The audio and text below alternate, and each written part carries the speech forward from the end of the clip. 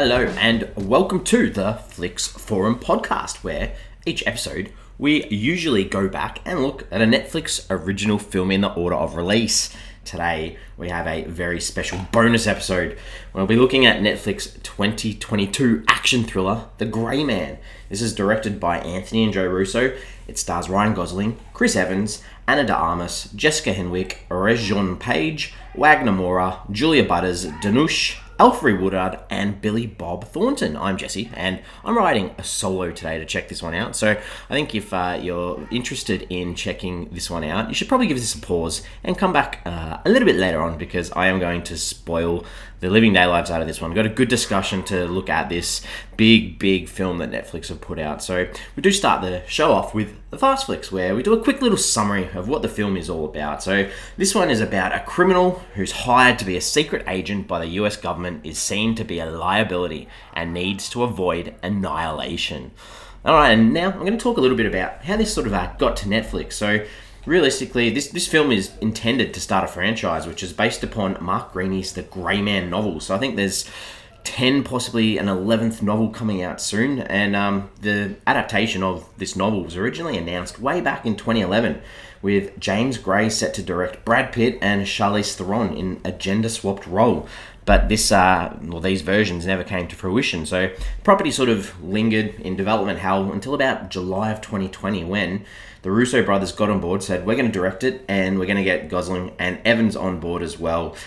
Filming then began in March of 2021, before it wrapped up in Prague in the Czech Republic in July that year. I think this has a budget of over $200 million. This makes it one of the most expensive films made by Netflix, which puts it up there with The Irishman, Six Underground, those types of films. The Grey Man did have a limited theatrical release from July 15th, 2022, across the world in various places. I know it's still showing in cinemas in Australia at the moment, even though it's on Netflix and has been there for a few days now. Hit there on the 22nd of July. We know Netflix, they don't report theatrical grosses for its titles. It's estimated this took about $250,000 in opening weekend across America. We do know now that Netflix put out watch data in hours watched. So for the first week on Netflix, this was watched worldwide for 88.5 million hours. So that's a lot of time watching this film. So that puts it in the top 10 in about 93 countries around the world. Interesting. So this is a bit of a spoil. The Russo brothers, this sort of revolves this film around two characters, Six and Lloyd. And the conclusion of this film, we see that Lloyd, played by Chris Evans, dies. And the Russo brothers are confirmed. They've said that there's no sense of loss for the audience if you get to the end of a movie and everything's like been free and easy. So they're saying there's no real possibility of return for Chris Evans' character. Bit of a spoiler, but I think it's important context, because these guys obviously work in the Marvel universe, and we're used to seeing some characters sort of pop up and about in various stages. So they're sort of said, nah, this is it for this character. Translations across the world for this one. Brazil, this was called Hidden Agent. In Spain, it's called The Unseen Agent. In Thailand, it's called The Grey Man, Invisible Kill. And in Vietnam, it's called Grey Man, The Invisible Agent. So lots of plays on that word of invisible, not being able to be seen, hidden, this agent that works undercover or in the darkest parts of society. What are the critics saying about this one? What are audiences saying about this? The critics don't like it. We can put that out there straight away. On Rotten Tomatoes, this sits on 48%. That's on 195 reviews in under a week of being out. So that's a lot of critics that have got on and sort of said, nah, don't like this film. However, the audience, on the other hand, on Rotten Tomatoes, more than 100 people have got on there, and it sits on 90%. So very positive from audiences there. IMDb audiences have it at a 6.6 out of 10, and that's on about 52,000 ratings at this stage as recording, so fairly good score. Netflix wouldn't be too upset with those numbers. Letterboxd, our film-loving audience that we talk about, sits at a 2.8 out of 5 on 61,000 ratings, so a little bit lower on the Letterboxd side, so I'm not sure what that sort of says about the context of this film, but I'll give you my early thoughts on this one, because those that follow our show know that our next episode coming out is one of the big budget films that I mentioned before, Six Underground, which stars Ryan Reynolds. So that's our next episode on Flix Forum podcast, and I've watched that recently, and having watched that big budget film so close to this one made it really hard not to compare the two. Six Underground, without giving too much away for our upcoming episode, it was fun. It had good practical effects. Whereas with Grey Man, I wasn't sure if I was supposed to be having fun, taking it seriously, and the CGI in this one at times was pretty ordinary. So tough, but it's still an engaging film, and it's still worth a watch, just to sort of relax, sit back, and enjoy some action on the screen. So I'm going to talk about some characters from this film. We're going to start off with Sierra 6, Court Gentry, who is played by Ryan Gosling, and as the audience, we're given these glimpses of why this character ended up in jail. It's that same masculine, egocentric storyline of daddy issues that, made me do this. And we see this over and over again in films. It is a little bit frustrating. But as the audience, you are given just enough evidence to sort of side with him, empathize with him, because you want him to succeed even though he's a murderer. Because there's that grey area that you're looking at with him to see whether, okay, do I actually agree with why he murdered his dad? And I think we see his care for kids early on, like in one of the opening scenes in a big action sequence where he's set out to assassinate someone. There's a kid in the vicinity. There's a kid nearby, and he won't pull the trigger. And the same with his character Claire, which we'll talk about a bit later on. But he looks out for her a lot as well. He chews gum a lot. I'm not 100% sure I have a reason as to why he loved to chew gum. Not sure if it was just for comedic tone, but if this was like a James Bond sort of spy film, the chewing gum would have been like used as like a weapon or a tactic in a fight. So it was sort of just left there to sit there. I don't know whether people just like watching Ryan Gosling chew gum. It could be a thing. I'm not sure. I mean, the character of Six, though, like he questions his loyalty to the program that he spent such a long time with, like very quickly once he comes across Sierra 4 and reveals like the shady side of their operations to him, and obviously spends the rest of the film on the run. And we know that he doesn't trust people easily either. I mean, he gives Miranda, this character that he's working with for a bit, tests her trust early by giving her an empty gun. I think this probably wasn't really addressed, but I think it was an important moment in his character to show that he does have that ability to trust and grow. I'm going to move to Lloyd Hansen, played by Chris Evans, who is literally the complete or the polar opposite of Sierra 6 or Court Gentry. Anyone who's seen Knives Out, you've seen Chris Evans play this type of character, and obviously he was in the film Knives Out with Ana de Armas as well, so the two of them have worked together before. The Knives Out role for Evans was really good. I felt nice to see him in a different sort of role. This one here, it's, he takes on a villain on a mission who's like sinister, and he plays the humor really well. He's probably the highlight in this film, to be honest, if you're trying to pull out a performance or a character that's really enjoyable, even though he is like the definition of evil in this film. I think he's brash, he's unreasonable, and he'll do whatever he wants to succeed in his mission, even if it means, taking a kid hostage, which is like one of those things that you hate to see in a film. And that'll lead me onto Danny Miranda. So Miranda is played by Ana de Armas, gets to play alongside Evans again, like I mentioned. It's good to see her hold her own as a character in these battles, like not just physically but mentally as well. I would have liked to have seen more of her, or seen her character used better. I mean, at the end, especially the conclusion of this film, she just ends up following the company line to cover her own actions and cover her own commitment to the program, and it just would have been nice to see her sort of break loose at the end to sort of get on board with Sierra 6 and Claire towards the end, rather than just jumping back into company line.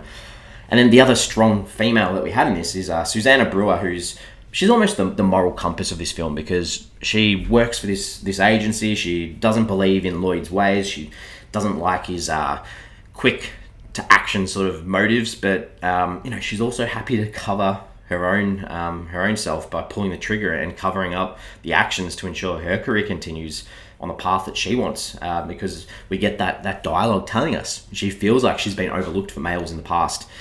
I'm really hoping if this does get picked up for a sequel, that she's got more of an important role, because I think that would be a really good character to follow. The other sort of character that works in this corporation is Denny Carmichael. I mean, I don't watch Bridgerton, but this sort of rounds out our three attractive males with Gosling and Evans as well. The thought of this Carmichael character and Lloyd tearing Harvard apart together, something to imagine, I reckon. I reckon they would have had some pretty good days in college. This Carmichael guy, he's dodgy. He's happy to do things his way to get what he wants, really. Bit of a sleazeball too, bit of mention, and good to hear, like, female characters, get out of my personal space. But again, one of those characters that sort of sits in the background that you don't get an awful lot about, because our main focus is on Sierra 6 getting away, as well as that chase from Lloyd Hansen. These are these people in the background that are assisting that chase. I mentioned Claire before. So Claire is the niece of Fitzroy. So I guess I should touch on Fitzroy first. But Donald Fitzroy was like Sierra 6's mentor. He was the guy that got him out of prison. He connects with him.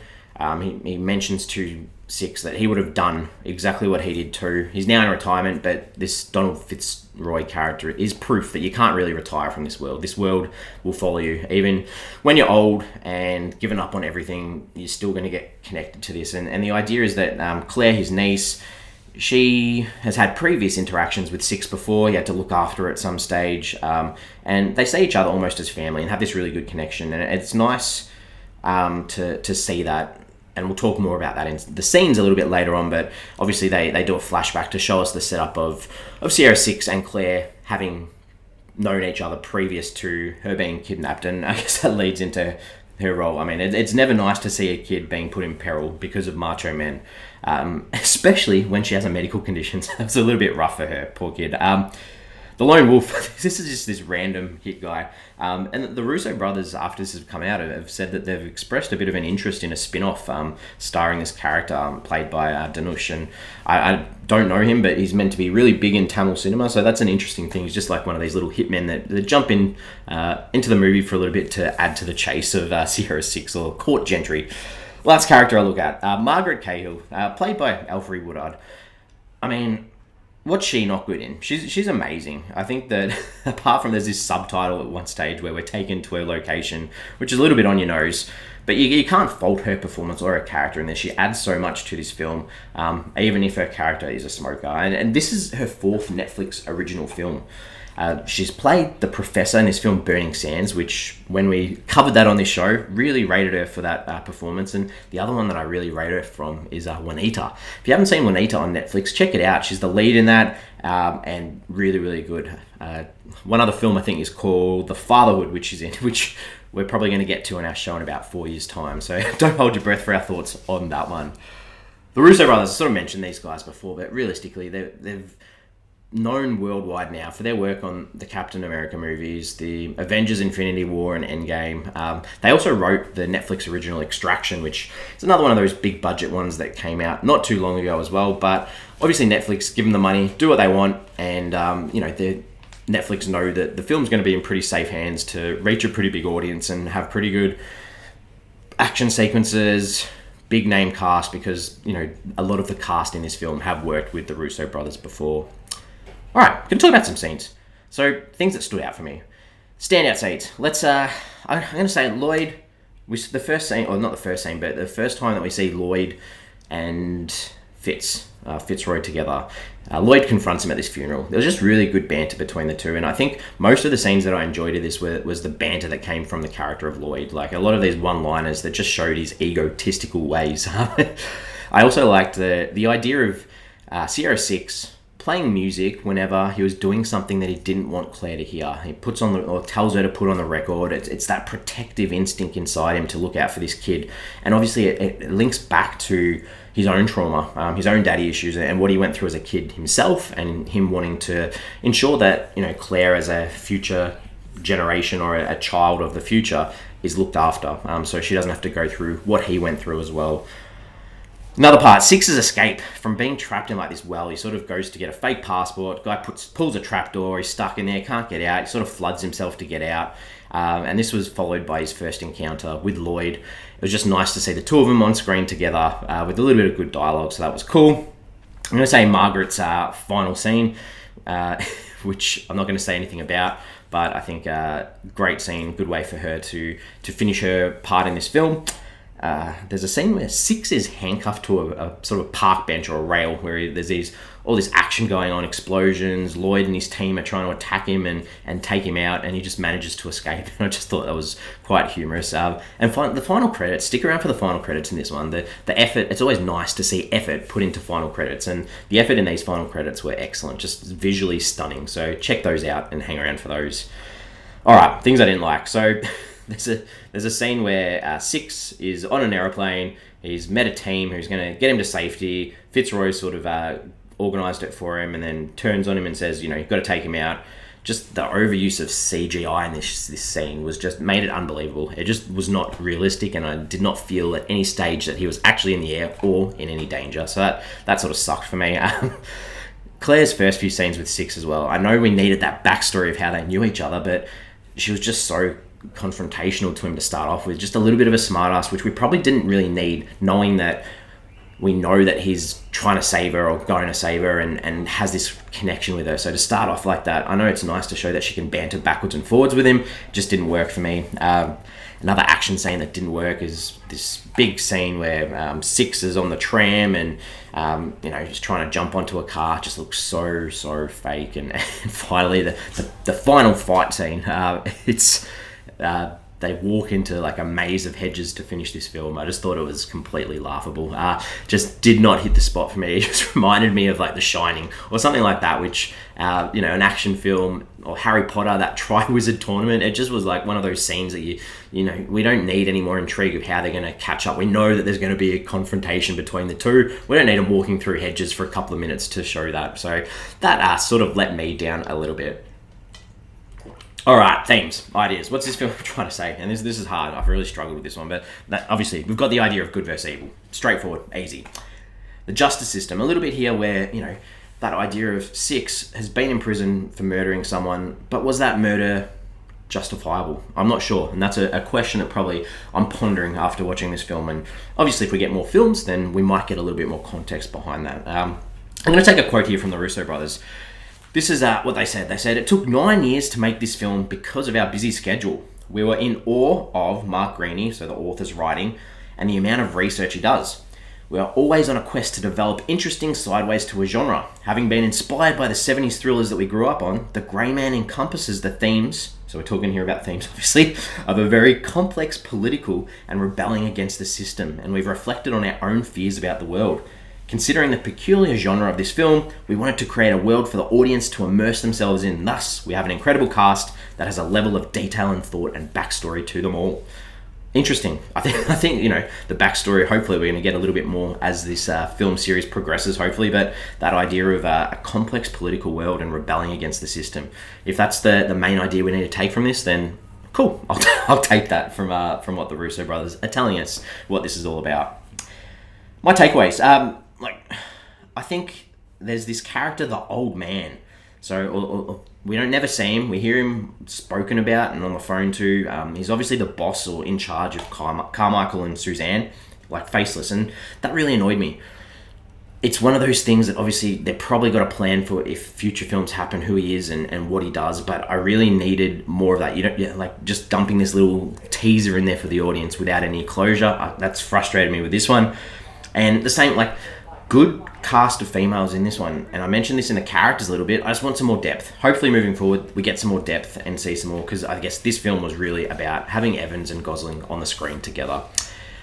We have a segment where we often say, okay, did I go onto IMDb to check out anyone to see if they've been anything I've seen before? I didn't do that, but Sierra 6 has a tattoo that he talks about with Claire, about a Greek myth. So I just looked up that story because I wasn't sure of it. So it's the story of Syphilis, and it's a guy who's condemned to repeatedly roll a boulder up a hill, only to have it roll back down on him again and repeat. And I guess that's sort of ties in with his idea that, it's just another Thursday. He's just doing the same thing over and over again. So maybe we'll see him break free moving forward into future films, which I feel like I've mentioned a lot about. Cool, maybe we'll see this in the next one. Maybe this will happen in the next film.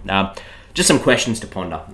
I think, I struggled because I didn't really know, this isn't parody, this isn't satire, but it really doesn't want you to take this film seriously, I don't think. So how should you take it as an audience? And that's probably one of the big questions that I walk away with.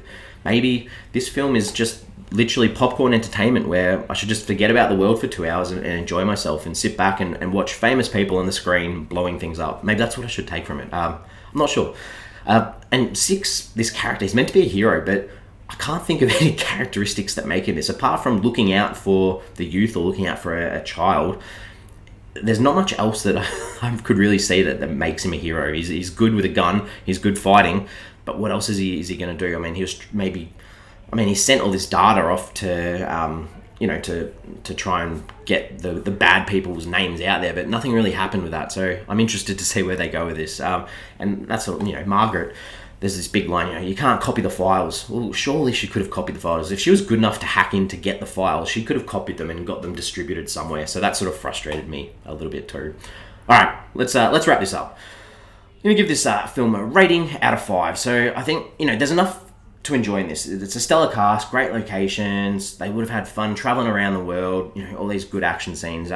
It doesn't really do anything new. It sort of feels like, and I'm pretty sure you would have picked this up from what I've said, but it feels like a prologue or a setup piece for what's probably going to be a pretty interesting series of films if Netflix decide to continue, because my concern is that we know Netflix are scaling back a bit. They've got subscriber numbers are down, and they may not give it the opportunity, which would make then this film feel like a complete waste of time because this is definitely a setup film. I'm giving it a 3 out of 5. So hopefully you've listened along and enjoyed some of my thoughts. We've got social media, got Twitter, Facebook, Instagram. Please jump on board, give us a follow, give us a like. Question I wanted to put on there for this episode is, does this film have anything important to say? Sort of finish that thought off on the back end of this episode anyway.